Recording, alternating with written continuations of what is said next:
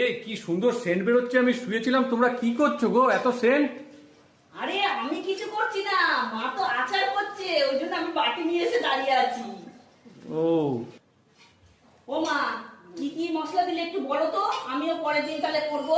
হ্যাঁ দাঁড়াও বলছি। প্রথমে এই আমগুলোকে ভালো করে শুকিয়ে নেবে। শুকিয়ে নিয়ে কড়ার মধ্যে একটু তেল আর মৌরি, ও তেল আর মৌরি দেবো? হ্যাঁ দিয়ে এরকম নেড়ে নেড়ে নেড়ে নেড়ে যে শুকনো শুকনো হয়ে যাবে তখন গুড় দেবে। ও তারপরে গুড় দেবো? হ্যাঁ, ও। এবার ওটা ফুটতে থাকবে। তারপরে শুকনো লঙ্কা, মৌরি, ধনে, জিরে সব একসাথে ভাজবে। ও একটা আলাদা করাই ভাজবো সব হ্যাঁ হ্যাঁ, আলাদা মশলাগুলো। করে ভেজে এবার মিক্সিতে গুলিয়ে রেখে দেবে। যে হয়ে হয়ে আসবে তখন মশলাটা দিয়ে মেখে মেখে দেবে। খুন্তি করে নেড়ে নেড়ে দিয়ে দিয়ে দিয়ে দিয়ে শুকনো করে নামিয়ে দেবে। ও তারপরে মানে নরম হয়ে যাবে, তারপরে হ্যাঁ, নামিয়ে দেবো। হ্যাঁ, হ্যাঁ। ও মা, ওই দেখো ও আবার কত বড় বাটি নিয়ে চলে এসেছে। ও বাবা, এ তো সবে আজকেই সব শেষ হয়েছে।